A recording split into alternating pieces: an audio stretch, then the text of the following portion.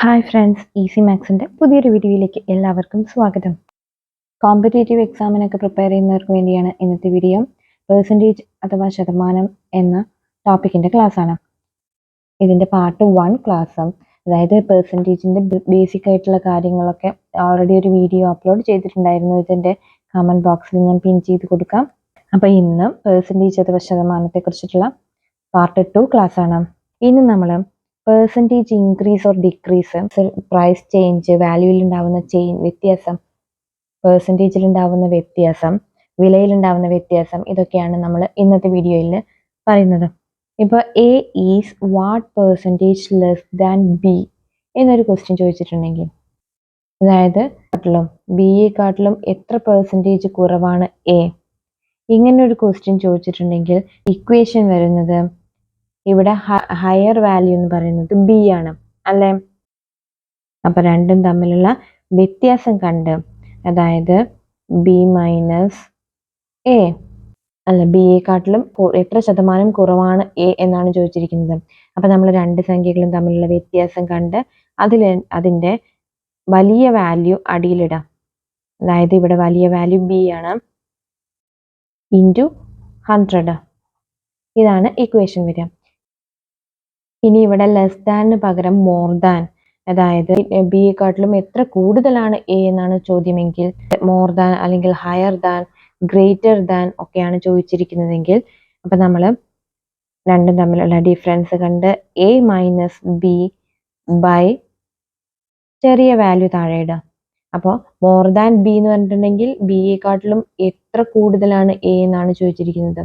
അപ്പൊ ബി ആണ് ഇവിടെ ചെറുത്, അല്ലെ? അപ്പൊ രണ്ടും തമ്മിലുള്ള ഡിഫറൻസ് കണ്ട് അതിൽ ലോവർ വാല്യൂ കൊണ്ട് ഡിവൈഡ് ചെയ്യാം, ഇൻറ്റു 100. ഇതായിരിക്കും ഇക്വേഷൻ വരിക. അതുപോലെ എന്തിൻ്റെങ്കിലും ഗ്രോത്ത് അല്ലെങ്കിൽ ഇൻക്രീസ്, ഒരു വാല്യൂവിൽ ഉണ്ടാവുന്ന വർധനവ്, വിലയിലുണ്ടാവുന്ന വർധനവ് ഒക്കെ കാണാൻ നമ്മൾ ബേസ് ആയിട്ട് 100 എടുക്കുക. അപ്പൊ നമുക്ക് സംഖ്യ തന്നിട്ടില്ല അല്ലെങ്കിൽ വില തന്നിട്ടില്ല എങ്കിൽ പെർസെൻറ്റേജ് ഇൻക്രീസ് അല്ലെങ്കിൽ പെർസെൻറ്റേജ് ഡിക്രീസ് മാത്രമാണ് തന്നിരിക്കുന്നതെങ്കിൽ നമ്മൾ ബേസ് ആയിട്ട് 100 എടുക്കുക. 100ൽ നിന്ന് ഇൻക്രീസ് 10% ഇൻക്രീസ് ആണെങ്കിൽ 110% എന്ന് പറഞ്ഞിട്ട് എടുക്കുക. ഡിക്ലൈൻ ആണെങ്കിൽ, അല്ലെങ്കിൽ അതായത് ഡിക്രീസ് ആണ് അല്ലെങ്കിൽ വില കുറഞ്ഞു എന്നാണ് പറഞ്ഞിരിക്കുന്നതെങ്കിൽ 100ൽ നിന്ന് 10% കുറച്ച് 90% എടുക്കാം. അതുപോലെ നമ്മൾ സെല്ലിംഗ് പ്രൈസും കോസ്റ്റ് പ്രൈസും, വാങ്ങിയ വിലയും വിറ്റ വിലയും വെച്ചിട്ടുള്ള കണക്ക് ചോദിക്കാറുണ്ട്, അല്ലെ? അങ്ങനെ ഒരു ക്വസ്റ്റ്യൻ നമുക്ക് നോക്കാം. ക്വസ്റ്റ്യൻസ് നോക്കിയാൽ മാത്രമേ നമുക്ക് കൂടുതൽ ക്ലിയർ ആവുള്ളൂ. Sold A book for ₹240 and had 20% profit. What is the cost price of the book? അതായത് ഇവിടെ പറഞ്ഞിരിക്കുന്നത് ഒരു ബുക്ക് 240 രൂപയ്ക്ക് വിറ്റു, അതിൽ 20% പ്രോഫിറ്റും കിട്ടി. What is the cost price of the book? അതായത് സെല്ലിംഗ് പ്രൈസ് നമുക്ക് 240 ആണ് തന്നിട്ടുണ്ട്, വിറ്റ വില 240 ആണ്. അപ്പൊ ആ ബുക്കിന്റെ വാങ്ങിയ വില എത്രയാണ് എന്നാണ് ചോദിച്ചിരിക്കുന്നത്. ഇവിടെ നമുക്ക് 240 എന്ന് പറയുന്നത് നമ്മൾ 100 ബുക്കിന്റെ വില നമുക്കറിയില്ല. അപ്പൊ കോസ്റ്റ് പ്രൈസിനെ നമ്മൾ 100% ആയിട്ട് എടുക്കുക. കോസ്റ്റ് പ്രൈസ് എന്ന് പറയുന്നത് നമ്മൾ 100% ആയിട്ട് എടുക്കണം. അപ്പം ബുക്ക് വിറ്റിരിക്കുന്നത് 240 രൂപയ്ക്കാണ്, അതിൽ 20% പ്രോഫിറ്റ് ആണെന്ന് പറഞ്ഞിട്ടുണ്ട്, അല്ലെ? സെല്ലിംഗ് പ്രൈസ് നമുക്ക് ഇവിടെ 240 ആണ്. അതായത് 240 എന്ന് പറയുന്നത് 20% പ്രോഫിറ്റ് കൂടിയതാണ്, അല്ലെ? അപ്പോൾ 240 എന്ന് പറയുന്നത് ആ ബുക്കിന്റെ 120% വിലയാണ്. അപ്പൊ നമുക്ക് ഇത് കാണാനുള്ള equation amount given by percentage rate into 100, ഇങ്ങനെയാണ് നമ്മൾ ചെയ്യേണ്ടത്. അപ്പൊ ഇവിടെ എമൗണ്ട് തന്നിരിക്കുന്ന എമൗണ്ട് എത്രയാണ്? 240 ആണ് നമുക്കറിയുന്നത്. അത് എത്ര ശതമാനമാണ്? 240 എന്ന് പറയുന്നത് 120%. അതിന്റെ 100% നമുക്ക് കണ്ടുപിടിക്കേണ്ടത്, അല്ലെ? 12ഉം 24ഉം കൂടി വെട്ടി 2, അപ്പൊ ഈക്വൽ ടു 200 എന്ന് ആൻസർ കിട്ടും. അതായത് നമ്മുടെ ബുക്കിന്റെ കോസ്റ്റ് പ്രൈസ് എന്ന് പറയുന്നത് 200 ആണ്. ക്ലിയർ ആയല്ലോ? ഇനി മറിച്ച് ഇവിടെ പ്രോഫിറ്റിന് പകരം, ഇവിടെ 20% പ്രോഫിറ്റിന് പകരം നമുക്ക് 20% അല്ലെങ്കിൽ 10% ലോസ് ആണ് തന്നിരിക്കുന്നതെങ്കിൽ എങ്ങനെ ചെയ്യും? അപ്പം നമുക്ക് ഇവിടെ സെല്ലിംഗ് പ്രൈസ് എന്ന് പറയുന്നത് നമുക്ക് ഇവിടെ സെല്ലിംഗ് പ്രൈസ് 240 എന്ന് പറയുന്നത് നമുക്ക് പ്രോഫിറ്റ് അല്ല, 20% പ്രോഫിറ്റ് അല്ല, 10% ലോസ് ആണെങ്കിൽ എന്ത് ചെയ്യും? അപ്പോൾ കോസ്റ്റ് പ്രൈസ് എങ്ങനെ കണ്ടുപിടിക്കും? ഇക്വേഷൻ ഇത് തന്നെയാണ്. എമൗണ്ട് ഗിവൻ 240 എന്ന് പറയുന്നത് ഇവിടെ 120% ആയിരിക്കില്ല, അപ്പോൾ 90% ആയിരിക്കും അല്ലെ. 240 എന്ന് പറയുന്നത് അപ്പം നമുക്ക് 100 - 10 = 90% ആയിരിക്കും 240 എന്ന് പറയുന്നത്. അപ്പൊ 240/90 × 100 266.6 ഇങ്ങനെ വരും ആൻസർ.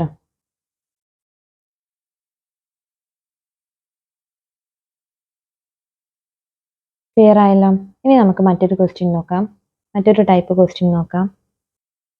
ഈ ഒരു ക്വസ്റ്റ്യൻ നോക്കൂ. If 40% of A number is 80, find the number. ഒരു നമ്പറിന്റെ 40% എന്ന് പറയുന്നത് 80 ആണ്. Find the number. ഇവിടെ ഒരു നമ്പറിന്റെ 40% എന്ന് പറയുന്നത് നമുക്ക് 80 ആണ്.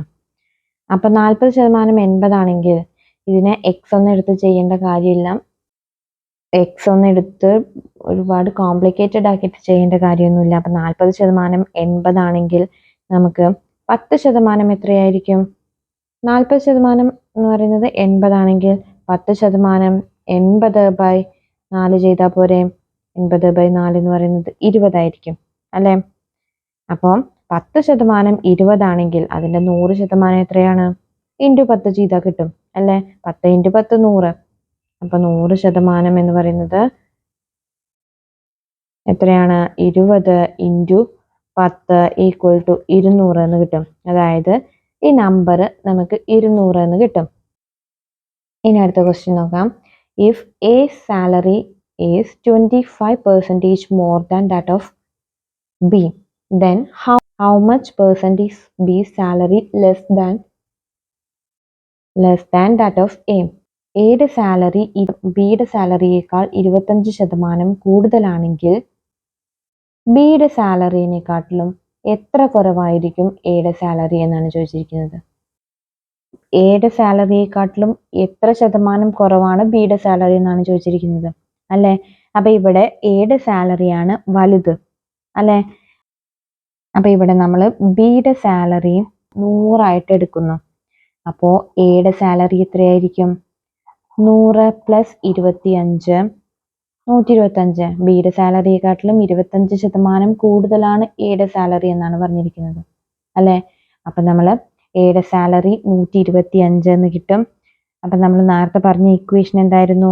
ലെസ് ദാൻ ആണ് കണ്ടുപിടിക്കേണ്ടത് അല്ലെ. ഇവിടെ ഈ ക്വസ്റ്റ്യനിൽ നമുക്ക് ലെസ് ദാൻ, അതായത് കുറവ്, എത്ര കുറവാണ് എന്നാണ് ചോദിച്ചിരിക്കുന്നത്. എയുടെ സാലറിയെക്കാട്ടിലും എത്ര കുറവാണ് ബിയുടെ സാലറി എന്നാണ്, എത്ര ശതമാനം കുറവാണ് ബിയുടെ സാലറി എന്നാണ് ചോദിച്ചിരിക്കുന്നത്. അപ്പം കുറവ് കാണുമ്പോൾ നമ്മൾ ഡിഫറൻസ് കണ്ട് ഹയർ വാല്യൂ ആണ് താഴെ ഇടുക അല്ലെ നമ്മൾ നേരത്തെ പറഞ്ഞത്. അപ്പൊ ഇവിടെ എയുടെ സാലറിയാണ് ഹയർ അല്ലെ. അപ്പൊ നമ്മൾ A - B / A × 100 എന്ന് ചെയ്യാം. ഈക്വൽ ടു എ എന്ന് പറയുന്നത് 125 - 100 / 125 × 100 ഈക്വൽ ടു 125 - 100 25 25/125 × 100. 25 125 കൂടി ക്യാൻസലായി 5 എന്ന് വരും. അപ്പോൾ ഈക്വൽ ടു 100/5, അതായത് ഈക്വൽ ടു 20. അതായത് 20% എയുടെ സാലറിയെക്കാട്ടിലും 20% കൂടുതലാണ് ബിയുടെ സാലറി. എയുടെ സാലറിയെക്കാട്ടിലും 20% കുറവാണ് ബിയുടെ സാലറി. ക്ലിയർ ആയല്ലോ. ഇനി ഈ ക്വസ്റ്റ്യൻ നേരെ തിരിച്ചു ചോദിച്ചാൽ എന്ത് വരും?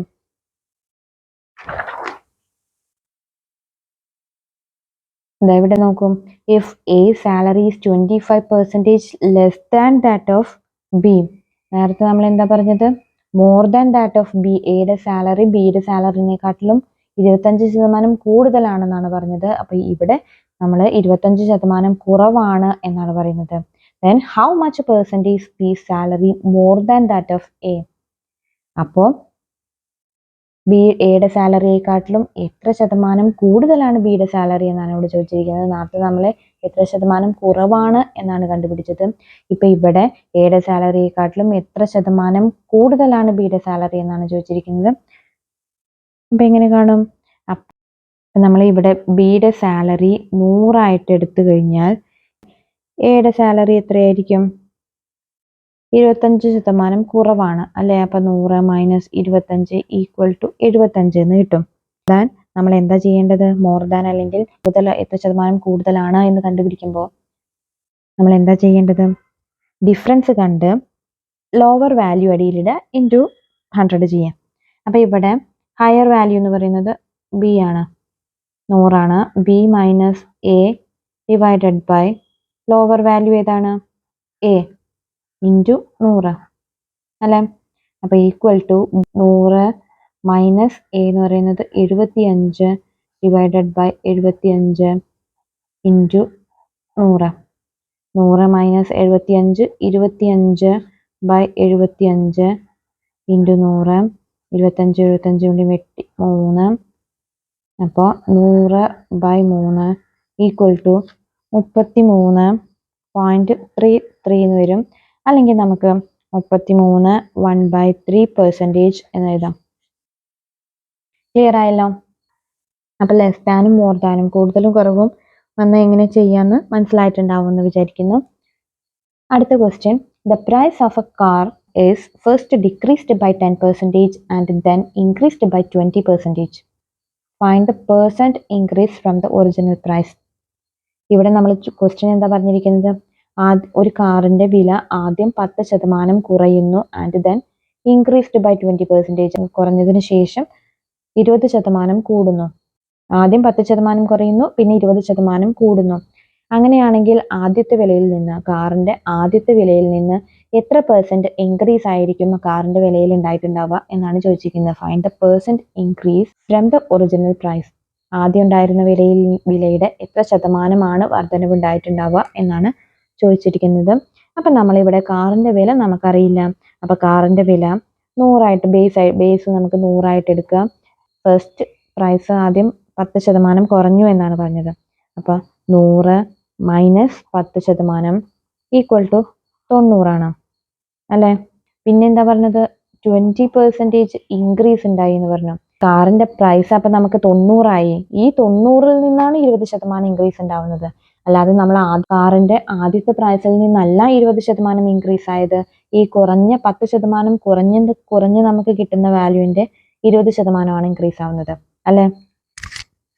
അപ്പോ ഇവിടെ 90 90ന്റെ 20% കൂടുന്നത്. അപ്പൊ 90 ഇൻറ്റു 20 ബൈ 100 18. അതായത് 100 രൂപയാണ് കാറിനെങ്കിൽ ആദ്യം 10 രൂപ കുറഞ്ഞു, എന്നിട്ട് 18 രൂപ ഇൻക്രീസ് ആയി. അപ്പൊ എത്രയായിരിക്കും കാറിന്റെ പ്രൈസ്? കാറിന്റെ പ്രൈസ് നമ്മൾ ആദ്യം 100% എടുത്തത് അല്ലെ? പ്രൈസ് ആദ്യം 100% ആയിരുന്നു. 10% കുറഞ്ഞപ്പോൾ അത് 90% എന്നിട്ട് 20% ഇൻക്രീസ് ആയപ്പോൾ 18% കൂടി 90ൽ നിന്ന് 18% കൂടി. അപ്പൊ 90 പ്ലസ് 18 108 എന്ന് കിട്ടും അല്ലെ? അതായത് കാറിന്റെ അവസാനത്തെ വില ഈ 10% ഡിക്രീസിനും 20% ഇൻക്രീസിനും ശേഷമുള്ള കാറിന്റെ വില എന്ന് പറയുന്നത് 108 അല്ലെ? 108. അപ്പൊ നമുക്ക് ആദ്യം 100 ആയിരുന്നു, അത് 108 അപ്പൊ നമ്മുടെ പെർസെൻറ്റേജ് ഇൻക്രീസ് എത്രയായിരിക്കും വരിക? നമ്മുടെ പെർസെൻറ്റേജ് ഇൻക്രീസ് എന്ന് പറയുന്നത് 108 മൈനസ് 100 ഈക്വൽ ടു 8% നമ്മുടെ പെർസെൻറ്റേജ് ഇൻക്രീസ് എന്ന് വരുന്നത്. ക്ലിയർ ആയോ? ഇനി മറ്റൊരു ക്വസ്റ്റ്യൻ നോക്കാം. The price of a scooter is increased by 20% and then resultant price is decreased by 20%. Find the net effect. നേരത്തെ പറഞ്ഞ അതേപോലത്തെ ഒരു ക്വസ്റ്റ്യൻ തന്നെയാണ്. Price of a scooter is increased by 20%. ആദ്യം ഒരു സ്കൂട്ടറിന്റെ വില ആദ്യം 20% ഇൻക്രീസ് ചെയ്തു, and then resultant price 20% increase ചെയ്തതിന് ശേഷം കിട്ടിയ വിലയിൽ നിന്ന് വീണ്ടും 20% കുറഞ്ഞു. Find the net effect. അപ്പം നമ്മൾ പെട്ടെന്ന് ഈ ക്വസ്റ്റ്യൻ കാണുമ്പോൾ വിചാരിക്കും 20% ഇൻക്രീസ് ചെയ്ത് 20% കുറഞ്ഞു എങ്കിൽ പ്രൈസ് ഇഫക്റ്റ്, പ്രൈസിൽ ചേഞ്ച് ഒന്നും ഉണ്ടാവില്ലല്ലോ എന്ന് വിചാരിക്കും. ആദ്യം ഒരു സ്കൂട്ടറിന്റെ വിലയിൽ നിന്ന് 20% കൂടി എന്നിട്ട് 20% കുറഞ്ഞു എന്ന് പറയുമ്പോൾ ഒരു ചേഞ്ചും ഉണ്ടാവില്ല വിലയിൽ എന്ന് വിചാരിക്കും. പക്ഷെ അത് തെറ്റാണ്. ഇവിടെ ക്വസ്റ്റ്യനിൽ ക്ലിയർ ആയിട്ട് പറഞ്ഞിട്ടുണ്ട്, resultant price is decreased by 20%. 20% കൂടിയതിന് ശേഷം ഉള്ള പ്രൈസിൽ നിന്നാണ് 20% കുറയുന്നത്. അല്ലാതെ ആദ്യത്തെ സ്കൂട്ടറിന്റെ വിലയിൽ നിന്നല്ല 20% പിന്നീട് കുറയ്ക്കുന്നത്. ആദ്യം 20% കൂടി, എന്നിട്ട് ആ കൂടി കിട്ടിയ വിലയിൽ നിന്ന് നമ്മൾ 20% കുറയ്ക്കുകയാണ് ചെയ്യുന്നത്. അപ്പൊ എത്രയായിരിക്കും ഡിഫറൻസ് വരിക എന്നാണ് ചോദിക്കുന്നത്. ആദ്യത്തെ വിലയും അവസാനത്തെ വിലയും തമ്മിലുള്ള വ്യത്യാസം എത്രയായിരിക്കും എന്നാണ് ചോദിക്കുന്നത്. അപ്പൊ നമ്മൾ നേരത്തെ ചെയ്തതുപോലെ തന്നെ സ്കൂട്ടറിന്റെ പ്രൈസ് നമ്മൾ 100 ആയിട്ട് എടുക്കുന്നു. 20% ഇൻക്രീസ് ചെയ്യുക എന്ന് പറയുമ്പോൾ 100 + 20 120 എന്ന് കിട്ടും. ഇനി resultant price is decreased by 20%. ഇനി 20% കുറഞ്ഞു എന്ന് പറയുമ്പോൾ ഈ 120ന്റെ 100ന്റെ അല്ല 120ന്റെ 20%ആണ് നമ്മൾ കുറയ്ക്കേണ്ടത്. അപ്പൊ 120ന്റെ 20% എത്രയാണ്? പൂജ്യമൊക്കെ ക്യാൻസൽ ആയി പോയി. 12 × 2 24 എന്ന് കിട്ടും. അതായത് ആദ്യത്തെ പ്രൈസ് 100 ആണ്. 100ൽ നിന്ന് 20% കൂടി 120 ആയി. 120ൽ നിന്ന് 20% കുറച്ചപ്പോൾ എത്ര കിട്ടി? 120 - 24 = 96 എന്ന് കിട്ടും. അതായത് ആദ്യത്തെ പ്രൈസ് 100 ആയിരുന്നു, അത് 96 ആയി മാറി. അതായത് ഇവിടെ എത്രയാണ് ഡിക്രീസ്? നമുക്ക് 100ഉം 96ഉം തമ്മിലുള്ള ഡിഫറൻസ് 100 - 96 = 4% ഡിക്രീസ് ആണെന്ന് പറയാം. അതായത് 4% കുറഞ്ഞു. ആദ്യത്തെ സ്കൂട്ടറിന്റെ ആദ്യത്തെ വിലയിൽ നിന്ന് 4% വില കുറഞ്ഞു എന്നാണ് നമുക്ക് കാണുന്നത്. ഇതിനെ നമുക്കൊരു ട്രിക്ക് ഉപയോഗിച്ചിട്ട് ചെയ്യാം. ഇവിടെ രണ്ടും ഒരേ പെർസെൻറ്റേജ് ആണ്, ഒരേ റേറ്റ് ആണ് തന്നിരിക്കുന്നത്. കൂടിയതും കുറഞ്ഞതും 20% അല്ലെ? കൂടിയതും കുറഞ്ഞതും 20% ആവുമ്പോൾ നമുക്കൊരു ഇക്വേഷൻ ഉപയോഗിക്കാം. a² / 100 ഇത് ചെയ്താൽ മതി. അതായത് ഇവിടെ a എന്ന് പറയുന്നത് റേറ്റ് ആണ്. എത്ര പെർസെൻറ്റേജ് ആണ് ഇൻക്രീസ് ചെയ്തത്, എത്ര പെർസെൻറ്റേജ് ആണ് ഡിക്രീസ് ചെയ്തത് എന്നാണ് കണക്ക് പറയുന്നത്. ഇവിടെ രണ്ടും ഇൻക്രീസ് ചെയ്തതും ഡിക്രീസ് ചെയ്തതും സെയിം എമൗണ്ട് ആവുമ്പോൾ മാത്രമേ, സെയിം റേറ്റ് ആവുമ്പോൾ മാത്രമേ നമുക്കിത് ചെയ്യാൻ പറ്റുള്ളൂ. അപ്പോൾ ഇവിടെ രണ്ടും 20 ആണ്. അപ്പോൾ 20 × 20 / 100 0 ക്യാൻസൽ ആയി പോയി = 4% ഡിക്രീസ് എന്ന് പറയാം. ഇത് നമുക്ക് ഈസി ആയിട്ട് രണ്ട് പെർസെൻറ്റേജ് റേറ്റും കൂടിയ റേറ്റും കുറഞ്ഞ റേറ്റും ഈക്വൽ ആണെങ്കിൽ മാത്രം നമുക്ക് ഈ ഇക്വേഷൻ യൂസ് ചെയ്യാം, അല്ലെങ്കിൽ ഇതുപോലെ ചെയ്യാം. ക്ലിയർ ആയല്ലോ? ഇനി അടുത്തൊരു question. A student has to obtain 35% to pass an examination. He obtained 267 marks and failed by 153 marks. Find the total marks. ഒരു കുട്ടിക്ക് 35% മാർക്ക് വേണം എക്സാമിൽ പാസ്സാവാൻ. ആ കുട്ടിക്ക് കിട്ടിയത് 267 മാർക്കാണ് കിട്ടിയത്. 153 മാർക്കിനാണ് കുട്ടി ഫെയിലായത്. അതായത് 267ന്റെ കൂടെ ഒരു 153 മാർക്ക് കൂടി കിട്ടിയിരുന്നെങ്കിൽ ആ കുട്ടി പാസ്സാവുമായിരുന്നു. അപ്പൊ ടോട്ടൽ മാർക്ക് എത്രയാണ് എന്നാണ് ക്വസ്റ്റ്യൻ. അപ്പൊ ആ സ്റ്റുഡൻറ്റിന് ജയിക്കാൻ വേണ്ട മാർക്ക്, എക്സാമിന് പാസ്സാവാൻ വേണ്ട മാർക്ക് 35% അല്ലെ? അപ്പൊ 267 മാർക്ക് കിട്ടി. കുട്ടി തോറ്റതും 153 മാർക്കിനാണ്, ഫെയിലായത് 153 മാർക്കിനാണ്. അപ്പൊ ഈ 267 മാർക്കും 153 മാർക്കും കൂടി കിട്ടിയിരുന്നെങ്കിൽ 35% ആവുമായിരുന്നു അല്ലെ? അതായത് ഈ ടോട്ടൽ മാർക്കിന്റെ 35% എന്ന് പറയുന്നത് എത്രയാണ്? 267 + 153 = 420 എന്ന് കിട്ടും അല്ലെ? ഈ 420 മാർക്ക് കിട്ടിയിരുന്നെങ്കിൽ ആ കുട്ടി പാസ്സാവുമായിരുന്നു. അതായത് 35% എന്ന് പറയുന്നത്, ടോട്ടൽ മാർക്കിന്റെ 35% എന്ന് പറയുന്നത് 420 ആണ്. 35% എന്ന് പറയുന്നത് 420 ആണ്. ഇതിനെ നമുക്ക് വേണമെങ്കിൽ x ഒക്കെ എടുത്തിട്ട് ചെയ്യാം. x ഒക്കെ എടുത്ത് x × 35 by 100 equal to 420. Total mark x എന്ന് എടുത്താൽ അതിന്റെ 35% എന്ന് പറയുന്നത് 420 അപ്പൊ എക്സ് ഈക്വൽ ടു 420 ഇൻറ്റു ഈ 35/100 സമത്തിന്റെ അപ്പുറത്തേക്ക് പോകുമ്പോൾ 100/35 എന്നൊക്കെ കിട്ടും. ഇതൊക്കെ ചെയ്യാൻ കുറച്ച് ബുദ്ധിമുട്ടാണ്. അപ്പൊ നമുക്ക് ഇതിൽ നിന്ന് ഈസി ആയിട്ട് കണ്ടുപിടിക്കാൻ 35% നിന്ന് അതിന്റെ ഇരട്ടി കണ്ടാൽ നമുക്ക് 70% കിട്ടും അല്ലെ. 35% ഇരട്ടി എന്ന് പറയുന്നത് 70% അല്ലേ. 420 ഇരട്ടി എത്രയാണ്? 840. ഇനി 70% കിട്ടിക്കഴിഞ്ഞാൽ നമുക്ക് അതിൽ നിന്ന് 10% കാണാൻ ഈസി അല്ലേ. 10% കാണാൻ 840 70% 840 അപ്പൊ 10% കാണാൻ 840/7. 7ഉം 84 കൊണ്ട് ക്യാൻസലായി 12, അതായത് 120 എന്ന് വരും. അപ്പൊ 10% എന്ന് പറയുന്നത് 120 അല്ലെ. 10% കിട്ടിക്കഴിഞ്ഞാൽ 100% കാണാൻ 10 ഇൻറ്റു 10 ചെയ്താൽ പോരെ. അപ്പൊ 100% എന്ന് പറയുന്നത് 120 ഇൻറ്റു 10 ഈക്വൽ ടു 1200. അപ്പോൾ ഇങ്ങനെ ചെയ്യുന്നതല്ലേ ഈസി എന്ന് ചിലപ്പോൾ നിങ്ങൾക്ക് തോന്നുമായിരിക്കും. പക്ഷെ 35 കൊണ്ടൊക്കെ ഹരിക്കാൻ കുറച്ച് ബുദ്ധിമുട്ടല്ലേ.